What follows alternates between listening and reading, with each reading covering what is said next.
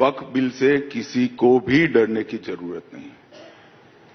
2013 में कांग्रेस पार्टी ने पार्लियामेंट के अंतिम सेशन में कोई लंबी बहस के बगैर वक्फ बिल को पारित कर लिया और वो बिल पारित कर अपनी अपीसमेंट की पॉलिसी को आगे बढ़ाने के लिए, वोट बैंक क्रिएट करने के लिए ढेर सारे ऐसे प्रावधान कर दिए जो हमारे संविधान से ही मेल नहीं खाते। हम वक्फ बिल को संविधान से संरेखित करने का काम कर रहे हैं। कोई भी बिल, कोई भी कानून संविधान के स्पिरिट से ऊपर नहीं हो सकता है। एक फैसला वक्फ बोर्ड करता है, उसको देश की अदालत में चुनौती नहीं दे सकते। ऐसा भारत जैसे देश में कैसे चल सकता है? कभी नहीं हो सकता। और हुआ है।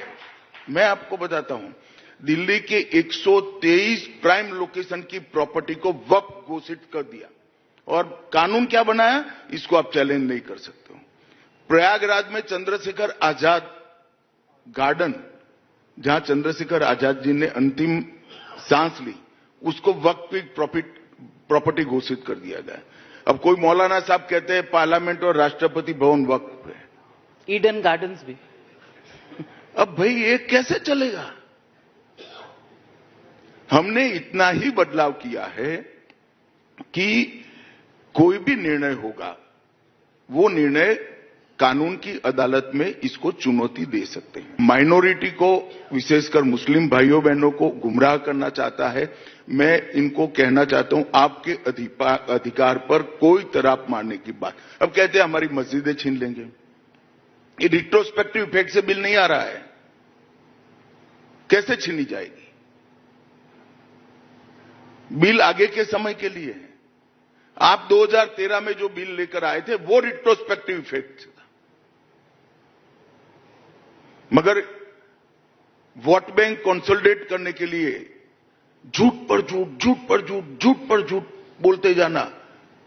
इतने साल से इतने चुनाव हारे, फिर भी सीखते नहीं है। हम क्या कर सकते बताइए? लेकिन कुछ मेंबर ऑफ पार्लियामेंट, ओवैसी जैसे तो ब्लैक बैंड पहनकर आते हैं पार्लियामेंट में। ये बिल आएगा तो बहुत हंगामा होगा। देखिए, उनका विरोध करने का अधिकार है। कोई कपड़ों से करता है, कोई शब्दों से करता है। शब्द नहीं होता तो कपड़ों से करते हैं। हम क्या कर सकते हैं? बाकी पार्लियामेंट में तो बोलकर विरोध करना चाहिए, तर्क से विरोध करना है, लॉजिक से विरोध करना चाहिए। तो आपने कहा कि ये बिल रेट्रोस्पेक्टिव नहीं होगा। अगर रेट्रोस्पेक्टिव नहीं होगा तो तमिलनाडु में एक मंदिर का लैंड जो है 1500 साल पुराना मंदिर, उसको जो वक्फ बताया गया है, उस मंदिर का क्या? ऐसा है,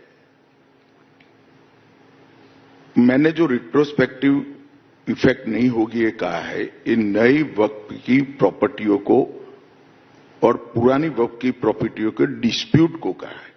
डिस्प्यूट कोर्ट में तो जा ही सकते हैं, हम कैसे छीनेंगे? सरकार नहीं कर सकती है। डिस्प्यूट कोर्ट में तो जा ही सकते हैं। किसी का भी फैसला डेमोक्रेटिक कंट्री में कानून की अदालत में न जाए, इस प्रकार का कानून नहीं होना चाहिए।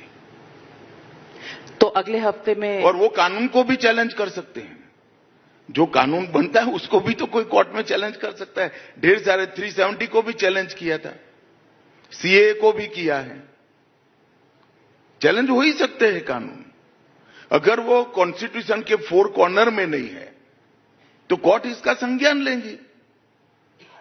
तो अगले हफ्ते वक्फ संशोधन बिल पार्लियामेंट में मूव कर देंगे? देखिए, पार्लियामेंट का टाइम टेबल मुझे मालूम नहीं है, मगर इसी सत्र में हम वक्फ संशोधन का बिल रखेंगे। और